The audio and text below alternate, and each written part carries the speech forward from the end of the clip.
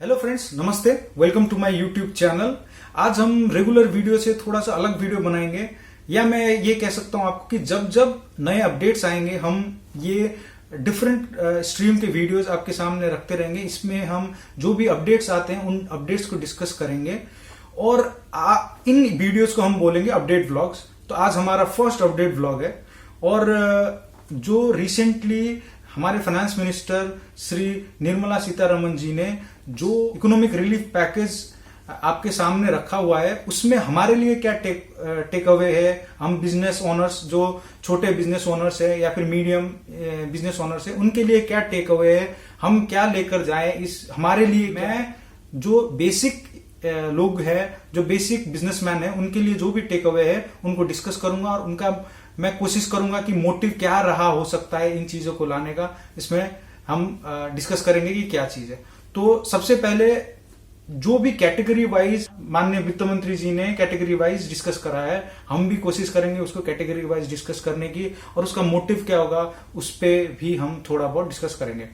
तो सबसे पहला पॉइंट हमारा आता है टीडीएस से रिलेटेड। तो माननीय वित्त मंत्री जी कहते हैं कि जो भी रेट ऑफ टीडीएस पे आप टीडीएस काट रहे थे नॉन सैलरीड पर्सन के लिए, आपको उस रेट का 25% कम करके, यानी कि अगर आप मानिए कोई एचयूएफ या इंडिविजुअल के लिए 194C में आप टीडीएस काट रहे थे, जिसमें रेट ऑफ टैक्स 1% हो जाता है, तो उस केस में आपको 1% का 25% लेस करना है। दैट इज 0.75% आपको टीडीएस डिडक्ट करना पड़ेगा, जो पहले आप 1% टीडीएस डिडक्ट करते थे।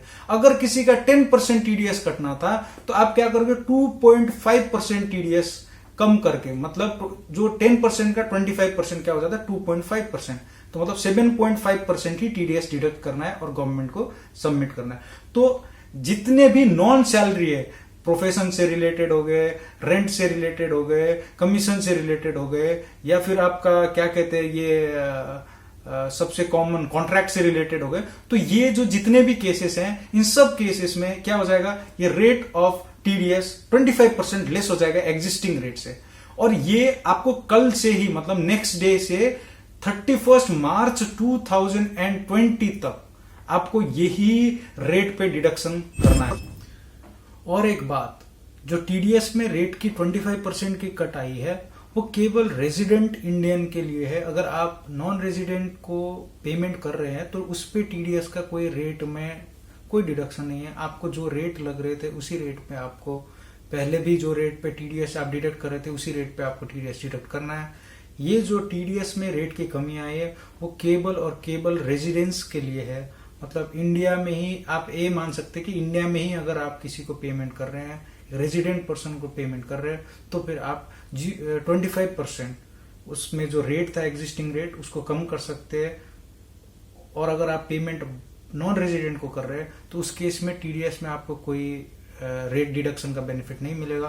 तो आपको जो एग्जिस्टिंग रेट है उसी रेट पे आपको टीडीएस मिलेगा। तो ये एक पहला पॉइंट हो गया। उसके बाद उन्होंने टीडीएस का खत्म हो गया। तो अब बात करते हैं दूसरी कैटेगरी जिसमें उन्होंने मेजरली रिलीफ देने की कोशिश करी है, वो है प्रोविडेंट फंड की। जो पहले से ही दे रहे थे उसमें एडिशनल 3 मंथ ऐड कर दिया है, जून, जुलाई और अगस्त। इसमें क्या होगा, अगर आपके फॉर्म में 100 जने से कम वर्कर है और उनकी सैलरी 15,000 से कम है, तो गवर्नमेंट क्या करेगी, उनके पीएफ में 24%, मतलब 12% इंप्लॉयर और 12% इंप्लॉय, मालिक का और कामदार दोनों का पीएफ का अमाउंट क्या कर देगी, डिपॉजिट कर देगी अपनी तरफ से।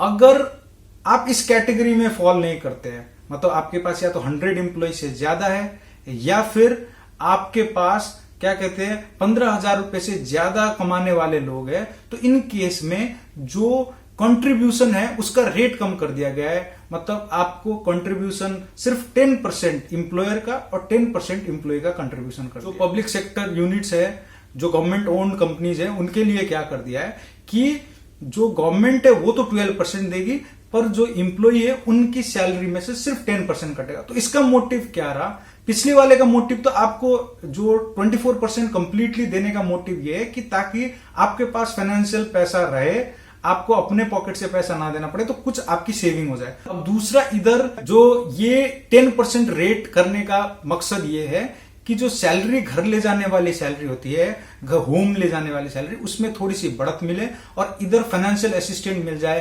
एम्प्लॉयर को 2% का फाइनेंशियल असिस्टेंस मिल जाए। तो ये हो गया पीएफ की सारी जानकारी। अब बात करते हैं क्या कहते हैं इनकम टैक्स से रिलेटेड।